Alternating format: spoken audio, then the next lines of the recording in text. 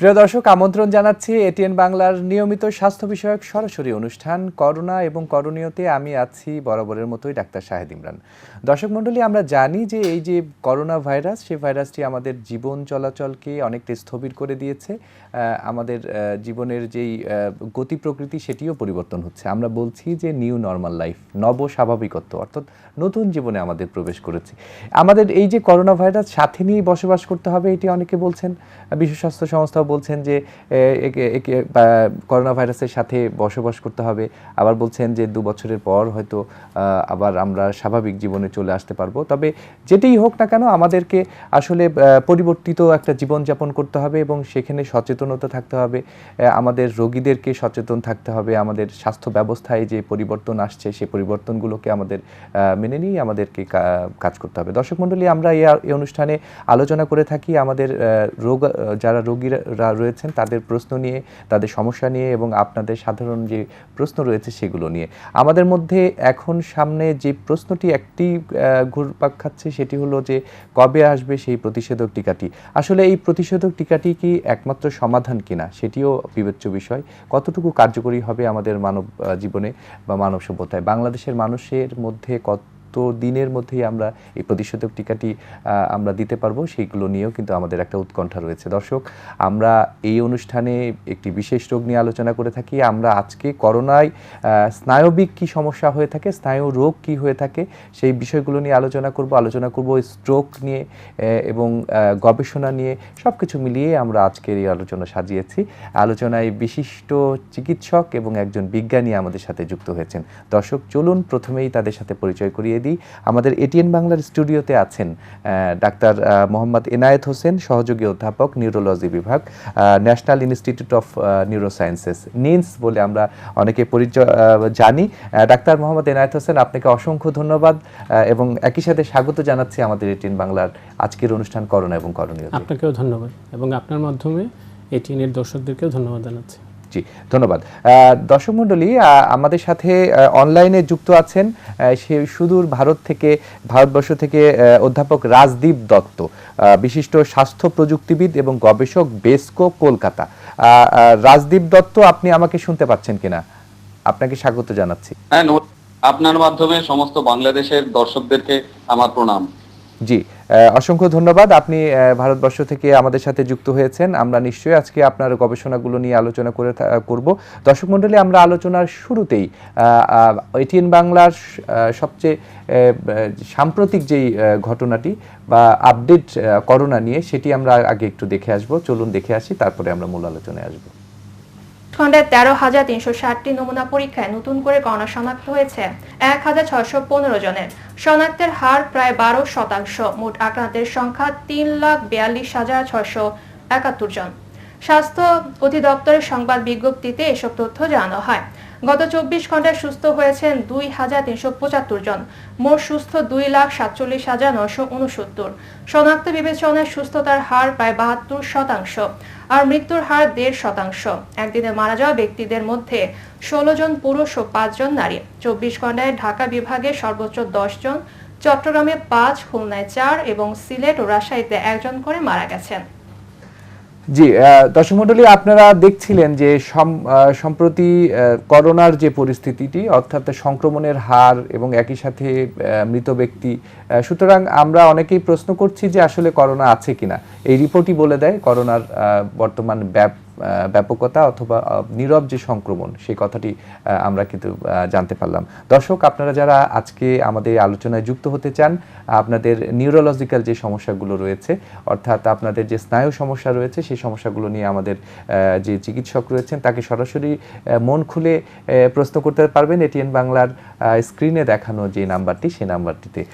দর্শক মণ্ডলী, আমরা চলে যাচ্ছি আজকে মূল আলোচনায়। ডাক্তার মোহাম্মদ এনায়েত হোসেন, আপনার কাছে প্রথম প্রশ্ন যে আমরা করোনায় আক্রান্ত হওয়ার পরে আমরা বিভিন্ন সমস্যা, আমরা উপসর্গ দেখতে পাচ্ছি যে এই উপসর্গগুলো থাকছে। আমরা প্রথম দিকে যেই ধরনের উপসর্গ দেখেছি, আমরা কিন্তু এখন দেখছি উপসর্গে কিছুটা ভিন্নতা এসেছে।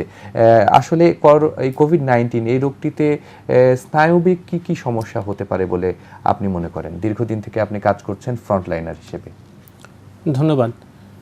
প্রথম দিকে যখন ডিসেম্বরের লাস্ট উইকে যখন করোনা শুরু হয়, তখন ব্যাপকভাবে ধারণা করা হয়েছিল যে এটা ফুসফুস এবং শ্বাসনালীকেই বেশি সংক্রমণ করে। পরবর্তীতে সময়ের সাথে সাথে দেখা যাচ্ছে যে না, এটা অন্যান্য অঙ্গ যেগুলো শরীরে সেইগুলো তো বিভিন্ন উপসর্গের সৃষ্টি করে, ছড়িয়ে পড়ছে। তার মধ্যে আমি যেহেতু নিউরোলজিস্ট এবং নিউরোলজি হাসপাতালে কাজ করি, আমাদের অভিজ্ঞতায় দেখা গেছে এখানে অনেক রোগী আসছে অ্যাকিউট কনফিউশনাল স্টেট আমরা বলি, যাদের জ্ঞানের মাত্রা যেটা স্বাভাবিক না, কনফিউজড অবস্থায় আছে পেশেন্ট। তারপরে হচ্ছে কখনো কখনো তাদের আচরণগত অস্বাভাবিকতা, অ্যাবনর্মাল বিহেভিয়ার। এছাড়া কিছু কিছু রোগী আসছেন স্ট্রোক নিয়ে, কোনো এক পাশ দুর্বল, হঠাৎ করে এক পাশ দুর্বল হয়ে গেছে সেরকম। অর্থাৎ কোভিড-19 কি স্ট্রোক হওয়ার সম্ভাবনাও রয়েছে, এটি বলতে চাচ্ছি? হ্যাঁ, কোভিড-19 স্ট্রোক হওয়ার সম্ভাবনা আছে। এটা নিয়ে এই লাস্ট 1-2 মাসে অনেকগুলো স্টাডি এসেছে। তার মধ্যে বলছে যে আমেরিকাতে প্রথম যেটা এটা চায়নাতে প্রথম নোটিফাই করে, যে তাদের অত বেশি ছিল না সংখ্যায় স্ট্রোকের পেশেন্ট, কিন্তু আমেরিকাতে ওরা নিউ ইয়র্কের একটা হাসপাতালে ওরা বলে যে 5 জন রোগী আসলো 2 সপ্তাহে, যাদের বয়স খুব কম এবং তাদের দেখা গেল যে বড় রক্তনালীতে রক্ত জমাট বাঁধা। স্ট্রোক আপনারা জানেন যে 2 ভাবে হয়, একটা রক্তনালী ছিঁড়ে গিয়ে হয় হেমোরেজিক স্ট্রোক, আর একটা রক্তনালী বন্ধ হয়ে হয় যেটাকে আমরা ইসকেমিক স্ট্রোক বলি, এবং অক্সিজেনের অভাবজনিত হয়।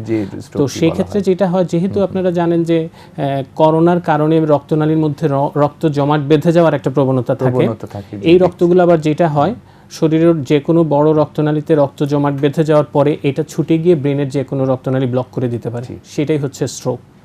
তো এই ধরনের সাধারণত আমরা স্ট্রোক দেখি 60 বা 70 বছরের পরে, বা যাদের অন্যান্য স্ট্রোকের রিস্ক ফ্যাক্টর আছে যেমন ডায়াবেটিস, হাই প্রেশার, হার্টের অসুখ, তাদের ক্ষেত্রে। কিন্তু আমেরিকার ওই হাসপাতাল থেকে রিপোর্ট করলো যে এদের কোনো রিস্ক ফ্যাক্টর নাই এবং এরা রিলেটিভলি ইয়াং পেশেন্ট। আচ্ছা, তখন মানে কোনো কোমরবিডিটি বা স্বাস্থ্য ঝুঁকিও ছিল না তাদের। এবং শুধু তাই না, যে একই সময়ে এরকম 2 সপ্তাহকালীন সময় এর আগে, করোনার আগে একই সময়ে এরকম এত বেশি তারা অল্প বয়স্ক মানুষের মধ্যে স্ট্রোক পাওয়া যায় প্রবণতা দেখেন না। তো এইটার পরেই এটা টনক নড়লো যে আসলে তখন দেখা গেল যে হ্যাঁ, এটা ঠিক যে বড় রক্তনালীর মধ্যে রক্ত জমাট বেঁধে যাচ্ছে। করোনা রক্তনালী, যেগুলো রক্তনালীর ভিতরের যে লাইনিং এন্ডোথেলিয়াম থাকে, সেইগুলোকে আক্রান্ত করে এবং ওখানে রক্ত জমাট বাঁধার প্রবণতা বেড়ে যায়। আচ্ছা, তো সেইখান থেকে এগুলো গিয়ে পরবর্তীতে ব্রেনের রক্তনালী ব্লক করার ফলে স্ট্রোক। তো আমরাও বেশ কিছু স্ট্রোক পেয়েছি, ইসকেমিক স্ট্রোক, রক্তনালী বন্ধ হয়ে যে স্ট্রোক হয় সেটাও পেয়েছি, আবার রক্তনালী ছিঁড়ে গিয়ে স্ট্রোক হয় সেটাও পেয়েছি। আমাদের হাসপাতালে এই একটা এখনও পাবলিশ হয়নি একটা রেজাল্ট, 41 জন স্ট্রোকের পেশেন্ট আমরা যাদের করোনা পজিটিভ ছিল।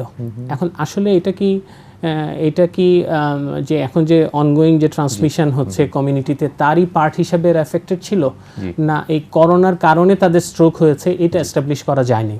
আচ্ছা, কারণ এমনি যে কোনো যারা অন্য কারণেও স্ট্রোক নিয়ে আসে তারাও করোনা পজিটিভ হতে পারে, অনেক অ্যাসিম্পটোমেটিক, তাদের এমনি দেখা যাচ্ছে যে শ্বাসতন্ত্রের কোনো সিমটম নাই, বাট পরবর্তীতে করোনা করতে দিয়ে কোনো কারণে, এবং উপসর্গহীন রোগীও কিন্তু আমরা কোভিড-19 এর রোগী পাচ্ছি। উপসর্গহীন অনেক রোগী আছে যারা অ্যাসিম্পটোমেটিক ক্যারিয়ার ঘুরে বেড়াচ্ছে।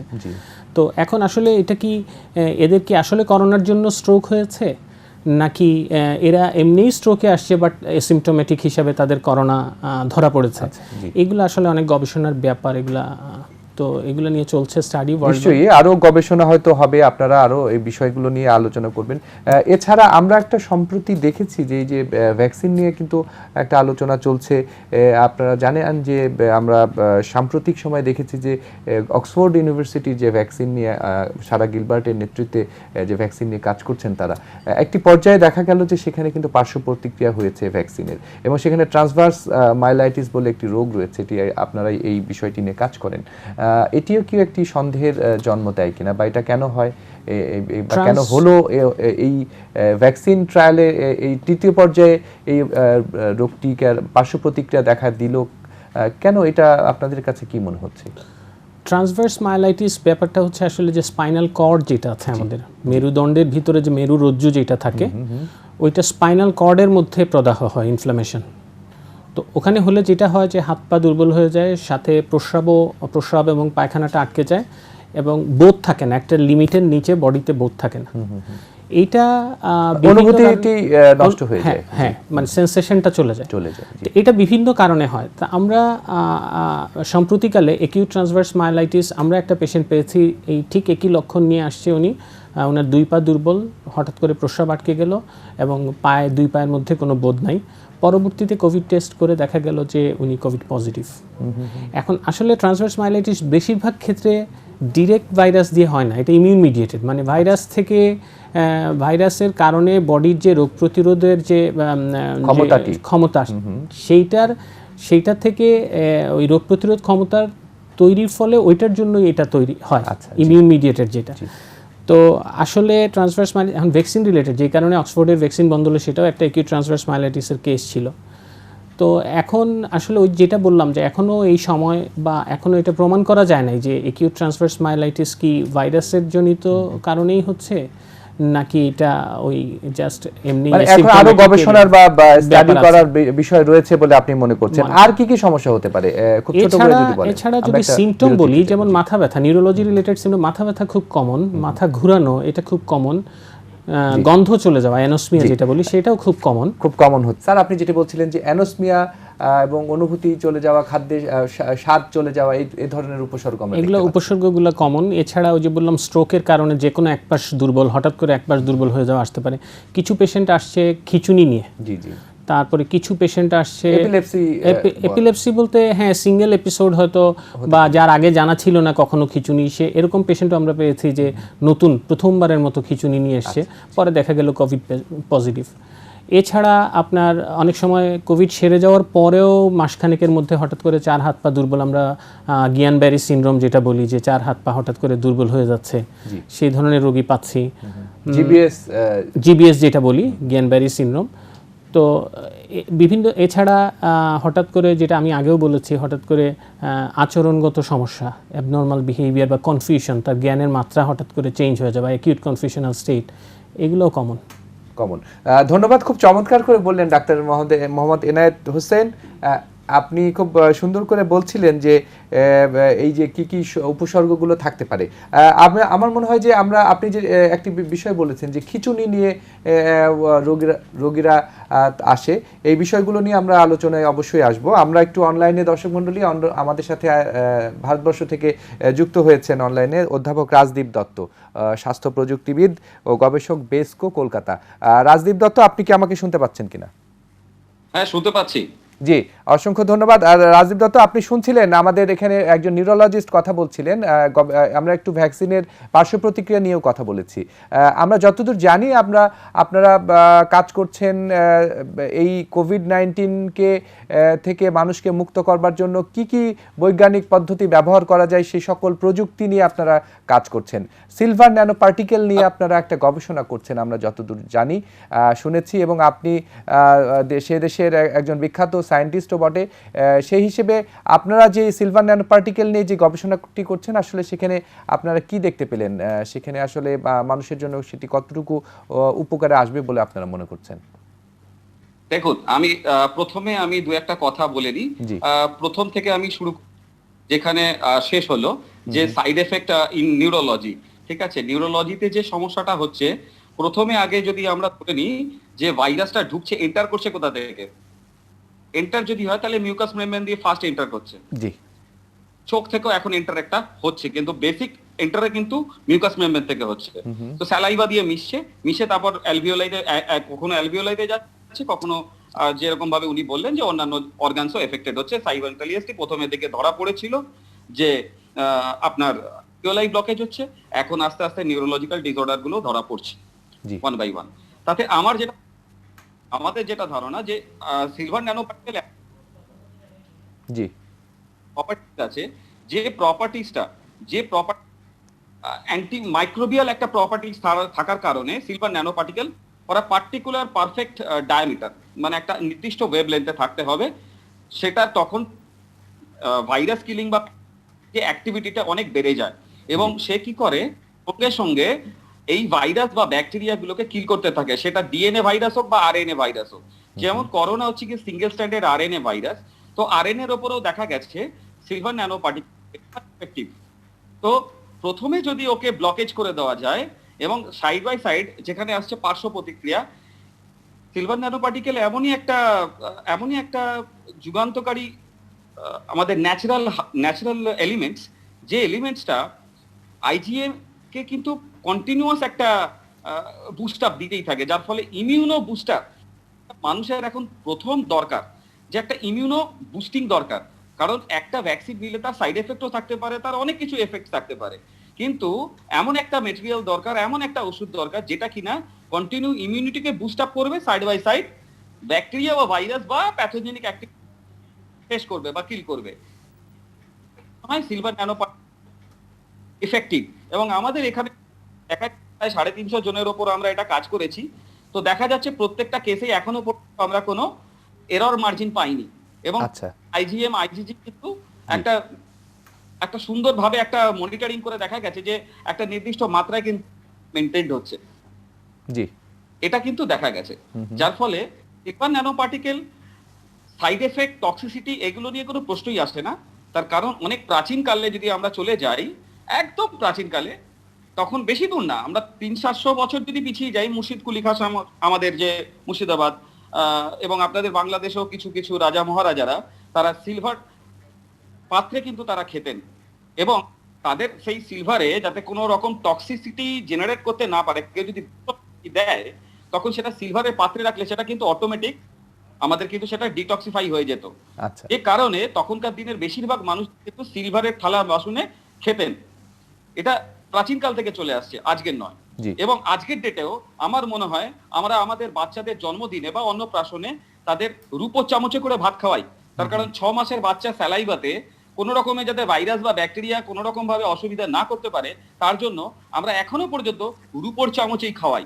তো সিলভারের একটা অটোমেটিক্যাল একটা ইমিউনো বুস্টিং প্রপার্টির সাথে সাথে একটা জার্ম কিলিং অ্যাক্টিভিটিস রয়েছে। তো যার ফলে সেই জায়গায় nano particle will be a very good supplement particular for this disease corona. আমি শুধু করোনার উপরে বলবো না, অল প্যাথোজেনিক ডিজিজ। আজকে আপনারা যদি বলি ভ্যাকসিন আবিষ্কার, আজকে আমাদের মানব দেহে প্রায় 10 লক্ষ কোটি ভাইরাস এবং ব্যাকটেরিয়া দিয়ে আমরা তৈরি, তাই তো? তো আজকে আমরা কতগুলো ভাইরাস বা ব্যাকটেরিয়াকে মারবার জন্য কতগুলো ভাইরাস ভ্যাকসিন নেব, আর নিলেই বা তার সাইড এফেক্ট আছে। যেমন চ্যাটার্জিও বলেছে, কাজ করে দেখেছি যে প্রত্যেকটা অ্যান্টিভাইরাস বা প্রত্যেকটা ভ্যাকসিনেরই একটা করে বুস্টার ডোজ দরকার পড়ে, কারণ এই সিঙ্গেল স্ট্যান্ডার্ড আরএনএ ভাইরাস প্রচন্ড পরিমাণে মিউটেট করে। এটা সব থেকে বড় ডিসঅ্যাডভান্টেজ এটাই, খুব তাড়াতাড়ি মিউটেট করে। এখনো পর্যন্ত 40 থেকে 42 রকম মিউটেশন আমাদের চোখে ধরা পড়েছে, আগামী দিনে আরো অনেক মিউটেট করতে পারে। তো বেটার কি আমি আজকে যদি দেখা যায় একটু ছোট্ট করে ব্যাপারটাকে যদি ভাবি, যে উহান থেকে যখন বেরোলো করোনাটা, তখন ধরা যাক সেটা একটা বাঘ, বাঘের জন্য আমরা একটা বন্দুক বানালাম, বন্দুক মিন্স ভ্যাকসিন বানালাম। তো বাঘটা যখন আমাদের ইন্ডিয়াতে এলো বা বাংলাদেশে গেল, তখন হয়তো মশা হয়ে গেল, মিউটেট করছে। তো সেই অর্থাৎ তার চারিত্রিক যে কেমিক্যাল যে চরিত্রগুলো, কেমিক্যাল যে স্ট্রাকচারগুলো, সেগুলো পরিবর্তিত হয়ে বিভিন্নভাবে বিভিন্ন আকার ধারণ করছে। জি, তো যার ফলে সব থেকে ভালো হচ্ছে গিয়ে ইমিউনকে বুস্ট আপ করা, অর্থাৎ না মেরে আগে প্রতিরোধ তৈরি করো, এবং প্রতিরোধটা খুব ন্যাচারালি হওয়া উচিত, কারণ এটা হিউম্যান বডি, এটা নিয়ে তো ছেলে খেলা করা যাবে না। যেমন ভাইরাসের একটা ভাইরাস বা একটা ভ্যাকসিন তৈরি করতে গেলে তার অনেকগুলো স্টেপ থাকে, সেই স্টেপ যদি ঠিকমতো ফলো করতে হয়, তাহলে কিন্তু একটা নির্দিষ্ট সময় হয়, যে সময়টা মিনিমাম টু মিনিমাম লাগে একটা ভ্যাকসিনকে মানুষের কাছে প্রেজেন্ট করবার জন্য। সেই সময়টা যদি আমরা না দিই, তাহলে সেখানে একটা সমস্যা থাকতেই পারে, যেটা কালকেও শুদ্ধসাধ্য চ্যাটার্জি জানিয়েছেন। এবং আমরা দেখেছি আজকে যে সিরাম ইনস্টিটিউট অফ যে রিসার্চটা যে ডাউন হচ্ছে, তার পিছনে কিন্তু অন্যতম বড় কারণ কিন্তু অনেকটা এটাই। আচ্ছা, কারণ প্রপার ইমিউনোলজিটা কিন্তু এখানে অ্যাড্রেস হয়নি। প্রপার ইমিউনোলজি যদি অ্যাড্রেস হতো, তাহলে হয়তো আমাদের এই ধরনের সমস্যা হতো না। আর প্রপার ইমিউনোলজি কিন্তু একদিনে অ্যাড্রেস হয় না। জি জি, এটা সময় সাপেক্ষ ব্যাপার। আর বৈজ্ঞানিক যেই স্টেপগুলো রয়েছে সেগুলোও কিন্তু সমাধান করে এসেই, অর্থাৎ ট্রায়াল যেগুলো আছে খুব স্বাভাবিকভাবেই সেই ট্রায়ালগুলো শেষ করে এসেই কিন্তু আমার মনে হয় যে একটি মানুষের মধ্যে সেটি প্রয়োগ করার সুযোগ রয়েছে। আপনারা যে বিষয়টি নিয়ে গবেষণা করছেন সেখানে আপনারা আসলে কি দেখছেন, যে সেখানে মানুষের মধ্যে কি কতজন মানুষের মধ্যে ট্রায়াল, আপনারা বলছেন যে কিছু মানুষের মধ্যে ট্রায়াল করেছেন, কিন্তু সেটার ফিডব্যাক কি, বা আসলেই কি এটা আপনারা আশা করছেন যে এটা ভ্যাকসিনের পরিবর্তে বরং এটা বেশি ভালো কাজ করবে, এরকম কিছু মনে করছেন? আমরা প্রথমেই আমরা বলি যে আমরা কোন রকম ভ্যাকসিন ডেভেলপমেন্টের দিকে এগোচ্ছি না। আমরা ভ্যাকসিন ডেভেলপমেন্টের দিকে এগোচ্ছি না, তার কারণ হচ্ছে কি একটাই, যে আমরা ভ্যাকসিনের দিকে না গিয়ে ইমিউনো সাপ্লিমেন্ট করে আমরা এগোতে চাইছি। কারণ আজকে যে কটা রাজদীপ দত্ত, আপনার কাছে এই বিষয়টি নিয়ে আসবো আবার। আমাদের সাথে একজন দর্শক আছেন, সম্মানিত দর্শক আছেন, তার প্রশ্নটি নিয়ে আপনার সাথে এই আলোচনায় আমরা যুক্ত হব। দর্শক কে আছেন আমাদের সাথে, নাম বলে প্রশ্নটি করুন। হ্যালো, আসসালামু আলাইকুম। ওয়ালাইকুম আসসালাম। জি বলুন, আপনার সমস্যাটি বলুন, আপনার বয়স কত? জি, আমি নাসরিন বলছি বরিশাল থেকে, আমার বয়স 48। জি, সমস্যাটি বলুন মা। 2015 সালে আমার ইসকেমিক স্ট্রোক হয়েছিল। জি, এখন আমি কি ইকোস্পিরিন আর নিউরোবিয়ন সেগুলো কি এখনো খাবো? নিউরোবিয়ন। আচ্ছা, এর সাথে আপনার কি আর কোনো সমস্যা আছে, অন্য কোনো রোগ?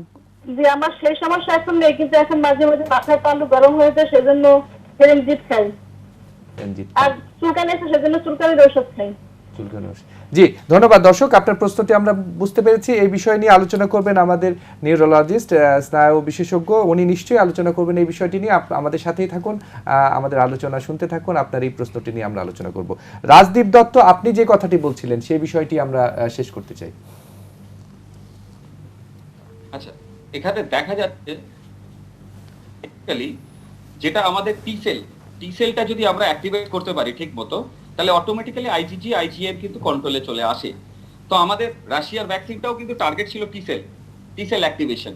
তো আমাদের মনে হয় সিলভার ন্যানোপার্টিকেলকে আমরা রিসার্চ করে দেখেছি, এটা অনেক বেশি টি সেল অ্যাক্টিভেটর হিসেবে কাজে লাগতে পারে, এবং আইজিএম কে কখনোই ডাউন হতে দেয় না, একটা কনস্ট্যান্ট বুস্ট আপ রেখেই যায়, যার ফলে আপনার বডির অনাক্রমতা অর্থাৎ রেজিস্টিভিটি অনেক বেশি বেড়ে যায়। অর্থাৎ আপনার করোনা হলেও হতে পারে, কিন্তু আপনার এফেক্ট জিরো হয়ে যাবে। ইভেন এটা যদি সেরকম ধরুন বয়স্ক লোক যাদের সিওপিডি আছে বা অন্যান্য ধরনের কোমরবিডিটি প্রবলেমস আছে, তাদের ক্ষেত্রে এটা হাইলি এফেক্টেবল। এবং এটা ন্যানো পার্টিকেল এত ছোট, এত ক্ষুদ্র, যেটা আমাদের আরবিসি থেকেও ছোট, এবং রক্ত দিয়ে আরামসে চলে যায়, যার ফলে কোনো ব্লকেজ বা কোনো কিছু মানে না। অর্থাৎ একে যদি ঠিকমতো ইনজেক্ট করা যায়, শরীরের বিভিন্ন পার্টসে আরামসে চলে যাবে, এবং রেসপেক্টিভ জায়গাতে কি করে ব্লকেজটা করে সেটা আমি একটু বলে দিই। যেখানে মেন প্রবলেম হয় সিওপিডিতে, অক্সিজেন ডেফিসিয়েন্সি হয়। এখানে কি করে, যখনই সিলভার ন্যানো পার্টিকেল হোস্ট সেলের সাথে যুক্ত হয়, তখনই এ কি করে অক্সিজেন বাইন্ডিং করে নেয়, অক্সিজেন বাইন্ডিং করে কিন্তু এগোতে থাকে, যার ফলে অক্সিজেনের ঘাটতি, সেই ঘাটতিটা কিন্তু হয় না। এই জন্য দেখা যাচ্ছে যে খুব সিভিয়ার পেশেন্টদের ক্ষেত্রে আমি নিজেও দেখেছি যে আমরা একটা হায়ার লেভেলে পিপিএম জেনারেট করেছি, যে পিপিএমটাকে আমরা যদি নেবুলাইজিং ফর্মে যদি আমরা দেওয়া যায়, কালকে ডক্টর সাত্য চ্যাটার্জি বলছিলেন, একদমই ঠিক কথা বলেছেন, যে নেবুলাইজিং ফর্মে যদি এটাকে দেওয়া যায় 15 থেকে 10 মিনিট, এবং এবং ইনফেকশন রেট অনেক কমে যায়। রাজদীপ দত্ত, আমরা এই যে আপনাদের এইটাকে মানুষের মধ্যে কি কি ফর্মে দেয়া যায় বা কিভাবে তারা উপকৃত হতে পারেন, এই বিষয়গুলো নিয়ে আপনার কাছে আবার আসবো এই আলোচনায়। আপনি আমাদের আলোচনার সাথেই আছেন। আমরা অধ্যাপক ডাক্তার এনায়েত হোসেন আপনার কাছে আসতে চাই। একজন দর্শকের প্রশ্ন ছিল, উনি 48 বছর বয়স, একজন মহিলা, উনি ইসকেমিক স্ট্রোকে ভুগছিলেন। উনি যে সমস্যাগুলো বললেন স্যার, এখন আসলে উনি কি করতে পারেন? ইকোস্পিরিন উনি চলছিল, তার ওনার প্রশ্ন ছিল যে উনি ইকোস্পিরিন কি খেয়ে যাবেন কিনা। ইকোস্পিরিনটা আসলে একটা ওষুধ যেটা রক্ত জমাট বাঁধতে দেয় না। জি, তো যার একবার স্ট্রোক হয় তার কিন্তু বারবার স্ট্রোক হওয়ার একটা রিস্ক থেকে যায়। তো আমরা এই ধরনের রোগী যাদের ইসকেমিক স্ট্রোক, যাদের রক্ত জমাট বেঁধে স্ট্রোক হয়, তাদের রক্ত জমাট যাতে না বাঁধে ভবিষ্যতে পরবর্তীতে, সেই জন্য ইকোস্পিরিন জাতীয় ওষুধগুলো দিয়ে রাখি। এটাকে সেকেন্ডারি প্রিভেনশন বলি, যাতে আবার না হয়। তো এখন এগুলো কিন্তু আসলে লাইফ লং খেতে হবে।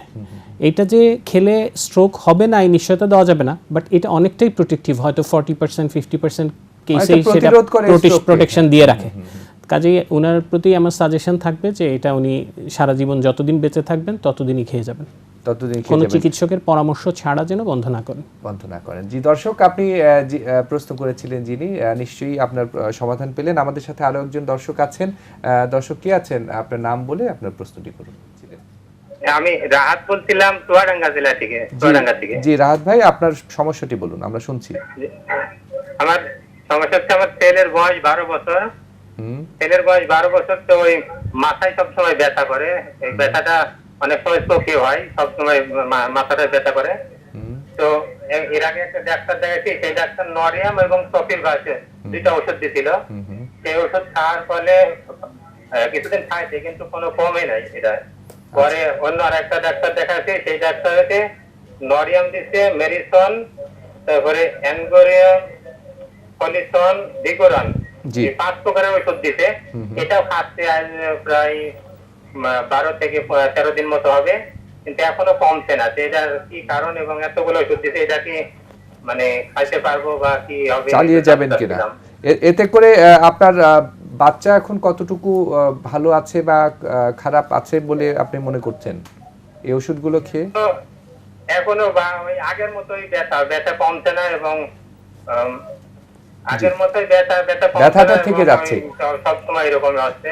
জি, সারাদিন থাকে এরকম। জি দর্শক, ধন্যবাদ আপনার প্রশ্নটির জন্য। আমরা নিশ্চয়ই প্রশ্নটি বুঝতে পেরেছি। আমরা নিশ্চয়ই আপনার এই বিষয়টি নিয়ে আলোচনা করব।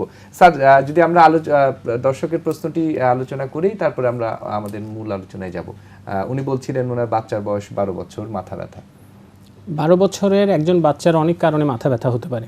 ঠিক কতদিন ধরে ওনার বাচ্চার মাথা ব্যথা হচ্ছে, সাথে অন্য কোনো উপসর্গ মাথা ব্যথার সাথে, যেমন বমি আছে কিনা, এই তথ্যগুলো আসলে জানা দরকার। প্লাস পরিবারে মা বা বাবার কারোর মাথা ব্যথা আছে কিনা। যেমন এই বয়সে মাইগ্রেন অনসেট হতে পারে, চাইল্ডহুড মাইগ্রেন যেটা।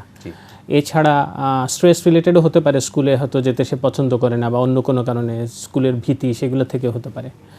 আবার অনেক সময় দেখা যায় যে ব্রেনের মধ্যেও হয়তো কোনো কিছু আছে কিনা, টিউমার বা ওগুলা আমাদেরকে এক্সক্লুড করতে হবে। তো শুধু এই প্রশ্নের সাপেক্ষে উত্তর দেওয়াটা, মানে সোজা উত্তর দেওয়াটা সম্ভব না। আমি ওনাকে সাজেশন দিব যে নিকটস্থ নিউরোলজিস্ট বা অ্যাটলিস্ট মেডিসিন স্পেশালিস্ট যিনি আছেন, ওনার সাথে কনসাল্ট করার জন্য। যেহেতু যারা ওষুধ দিয়েছেন মোটামুটি ভালোই ওষুধ দিয়েছেন, এগুলা তারপরে কোনো রেসপন্স, 5টার মতো ওষুধ দিয়েছেন, এগুলোতে নিশ্চয়ই রেসপন্স হচ্ছে না, যার জন্য হয়তো অ্যাড করা হয়েছে একটার পর একটা। আমি মনে করি একটা ইমেজিং করা উচিত, যে অন্য কোনো কিছু কোনো কারণে আছে কিনা, বা কোন ধরনের মাথা ব্যথা, সেটা নির্ণয় করে তারপরে ওষুধে যাওয়া উচিত। জি দর্শক, আপনারা নিশ্চয়ই আপনার বাচ্চার বিষয়টি, যে সমস্যাটি আপনি মনে করছেন, এ বিষয়ে আমাদের যিনি নিউরোলজিস্ট, উনি কিন্তু খুব চমৎকার করে আপনার এই বিষয়টি বললেন। এবং আমার মনে হয় যে এই বিষয় এইভাবে যদি আপনি বিষয়গুলো দেখেন, এবং আপনার যে পাশে যিনি নিউরোলজিস্ট রয়েছেন তার সাথে আরও একবার একটু যদি দেখিয়ে নেন, নিশ্চয়ই আপনার বাচ্চা ভালো থাকবে বলে আমরা প্রত্যাশা করছি। স্যার, আমরা আসলে দেখছি যে এই যে কনভালশনের কথা বললেন, তারপরে এছাড়াও আমরা একটি রোগ বলি, আমরা গ্রামাঞ্চলে এই রোগটিকে অনেক সময় ভুতুড়ে রোগ বলি, বা ভূত ধরেছে বলে আমরা অনেকেই মনে করি, মৃগী রোগ। আপনি এই বিষয়ে নিয়ে স্পেশালি কাজ করেন আমরা জানি, আপনি একটু যদি বলেন ছোট্ট করে আমাদের এই রোগটি সম্পর্কে। মৃগী রোগটা হচ্ছে আসলে এটা ব্রেন থেকেই উৎপত্তি হয়, যদিও আমাদের এখানে অনেক ধরনের ভুল ধারণা, শুধু আমাদের না, পুরো ভারতবর্ষ এবং পৃথিবীর অনেক দেশে, বিশেষ করে স্বল্পোন্নত দেশগুলোতে এই ধরনের অনেক ধরনের মিথ প্রচলিত আছে।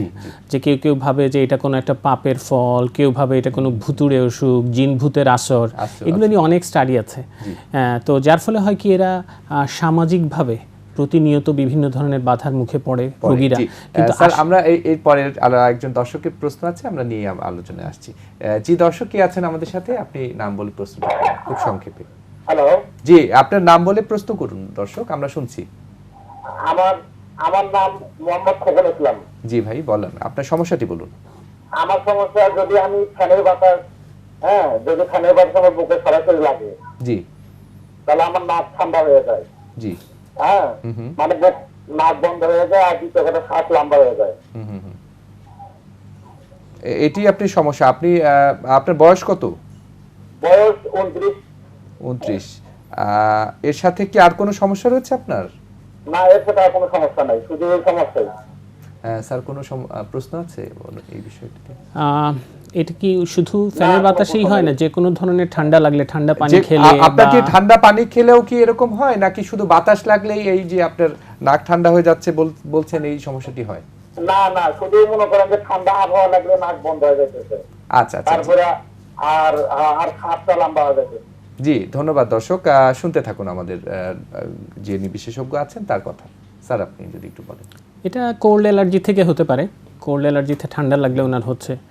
তো সেই ক্ষেত্রে যেটা বেস্ট ওয়ে সেটা হচ্ছে কোল্ড অ্যাভয়েড করা। এছাড়া উনি অ্যান্টিহিস্টামিন জাতীয় ওষুধ যেগুলো আছে, সেট্রিজিন বা ফেক্সোফেনাডিন, ওগুলো খেতে পারেন ডেইলি বেসিসে। আর বেস্ট হচ্ছে ওনার জন্য অ্যাভয়েড করা, ঠান্ডা অ্যাভয়েড করা, ঠান্ডাটা অ্যাভয়েড করা। জি স্যার, আমরা যে বিষয়টি আপনি বলছিলেন একেবারে মৃগী রোগ নিয়ে, খুব সংক্ষেপে যদি শেষ করেন, আমরা অনুষ্ঠানের একেবারে শেষের দিকে। তো যেটা বলছিলাম যে এই ধরনের যে ভুল ধারণাগুলো সমাজে প্রচলিত, এটা এইসব রোগীদের জন্য আগে এটা বোঝা হচ্ছে যে এটা একটা ব্রেনের অসুখ, এবং এটা চিকিৎসা করলে অনেক ধরন আছে। এর মৃগী রোগের অনেকগুলো ধরন আছে যেগুলো চিকিৎসা করলে পুরোপুরি ভালো হয়ে যায় এবং ঔষধও বন্ধ করা যায়। কিছু কিছু আছে ঔষধের মাধ্যমে পুরোপুরি নিয়ন্ত্রণ করা যায়, হয়তো ঔষধ বন্ধ করা যায় না, সারা জীবন খেতে হয়, কিন্তু পুরোপুরি নিয়ন্ত্রণে রাখা যায়। এবং ওই রোগীরা শুনলে হয়তো আশ্বস্ত হবেন যে পৃথিবীতে এমন অনেক আছেন বিখ্যাত ব্যক্তি যারা এই মৃগীরোগ আছে, কিন্তু তারা তাদের যে রেসপেক্টিভ ফিল্ড যেটা, সেটাতে তারা বিশ্বজয় করেছেন।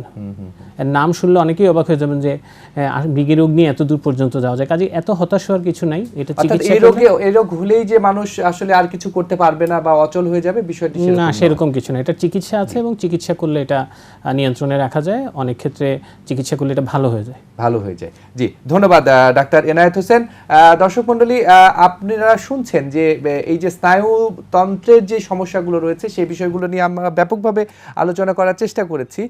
নিশ্চয়ই আপনারা সেটিতে উপকৃত হবেন।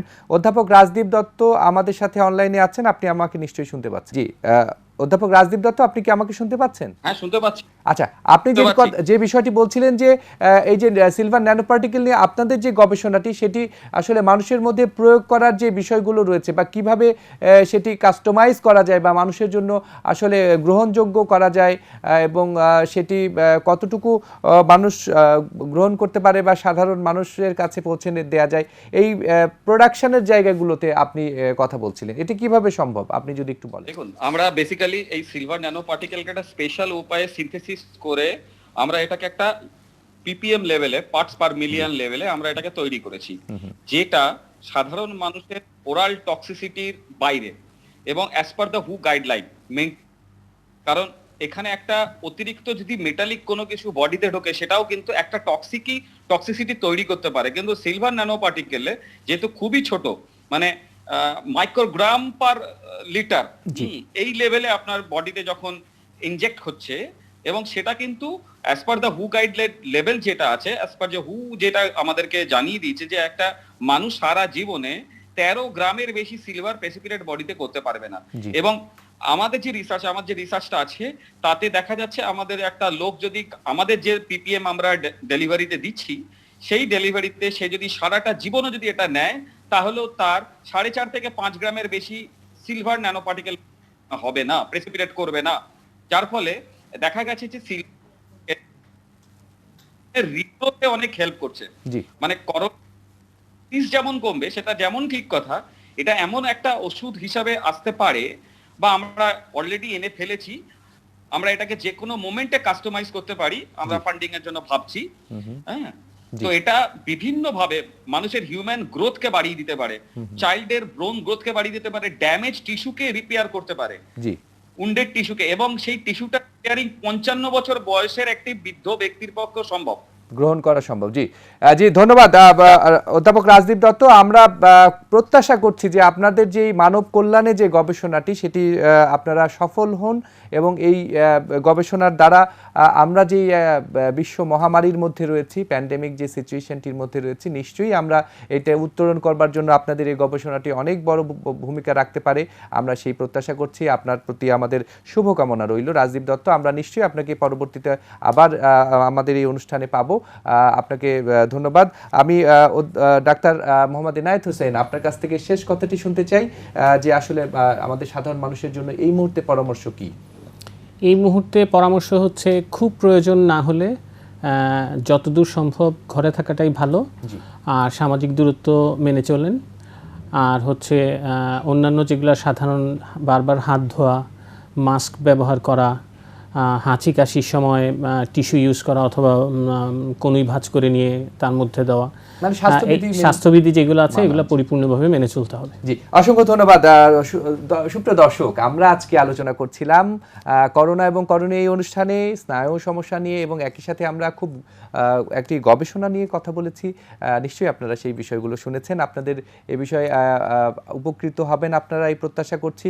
আমাদের যে এই মুহূর্তে অনেকেরই ধারণা রয়েছে করোনা চলে গেছে, আসলে এটিএন বাংলার একটি প্রতিবেদন আমরা আপনাদেরকে দেখিয়েছি, সেখানে নিশ্চয়ই দেখেছেন যে মৃত্যুর হার এবং সংক্রমণের হার কিন্তু একেবারেই কমেনি। সুতরাং আপনাকে নিরাপদ থাকতে হবে, আপনি বাসায় থাকবেন, ভালো থাকবেন। আর যেই জমানো কষ্টগুলো রয়েছে, আমরা যে একই সাথে যে সামাজিক আচার আচরণগুলো করতে পারছি না, সেটি জমাই থাক। আগামীতে নতুন ভোরের অপেক্ষায় রয়েছে আমরা, যেই ভোরটিতে আবার এই করোনা ঘুমিয়ে যাবে, আমরা ভালোভাবে আমার জীবন সচল হবে। আপনারা ভালো থাকবেন, সুস্থ থাকবেন, এটিএন বাংলার সাথেই থাকবেন। আল্লাহ হাফেজ।